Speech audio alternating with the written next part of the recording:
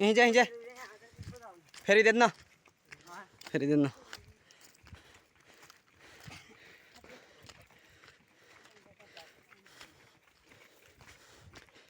વાહરે વાહ ગુજરાતીઓ આપણે વિકસિત ગુજરાતના નામના બેનરો અને ભાષણો તો કરીએ છીએ, પણ શું વિકસિત ગુજરાતના આ વાસ્તવિકતાના ભાન કરાવતા દ્રશ્યોને જોઈને ગર્વથી કહી શકીશું ખરા, આ ગુજરાત મેં બનાવ્યું છે?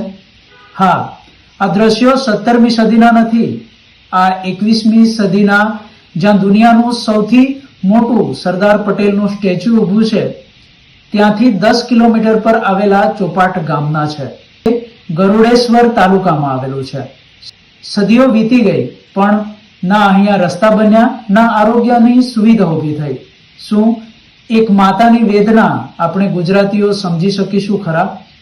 શું આપણી બહેન દીકરીઓ આ પીડા, આ વેદના, આ પ્રસૂતિની સ્થિતિમાં જોઈ શકીશું ખરા?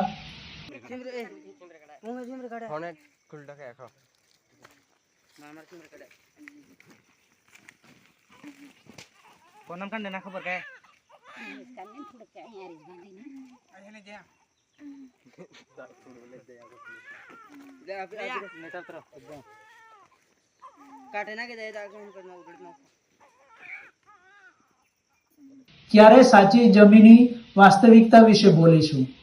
આપણી સરકાર, આપણા નેતા અને કામગીરી શૂન્ય. બસ હવે નહીં, જ્યાં પણ જરૂર લાગશે ત્યાં ડિસિઝન ન્યૂઝ તો બોલશે. આ ખોટું છે. સરકાર આ ઘટનાને ધ્યાને લઈને ઉચિત પગલાં ભરે અને આ સુવિધાઓ ઊભી કરવામાં આવે. આવો જોઈએ આ મુદ્દે આદિવાસી ધારાસભ્ય ચેતર વસાવાનું શું કહેવું છે.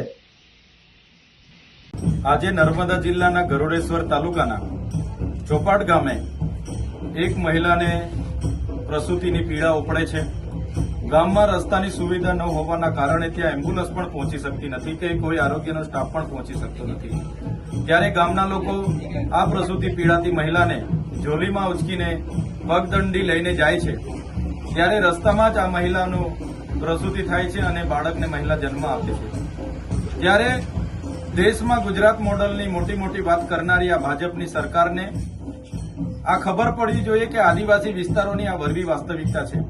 જ્યાં તમે 3000 કરોડની સ્ટેચ્યુ ઓફ યુનિટીની પ્રતિમા બનાવી છે, એ જ સ્ટેચ્યુ ઓફ યુનિટીની પ્રતિમાથી 10 કિલોમીટરનું આ ગામ છે. આજે પણ આ વિસ્તારોમાં શિક્ષણ હોય, સિંચાઈ હોય, આરોગ્ય હોય, પીવાના પાણી હોય, રોજગાર હોય, તમામ બાબતો આજે પણ આ વિસ્તાર વંચિત છે.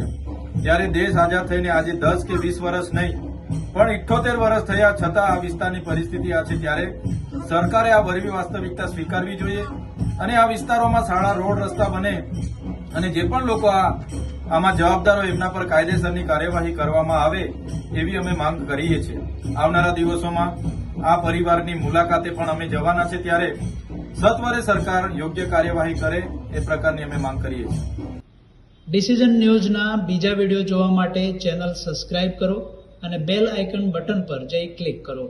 સ્વતંત્ર અને આઝાદ પત્રકારત્વની મદદ કરવા નીચે આપેલા થેન્ક્સ બટન પર જઈ ક્લિક કરો.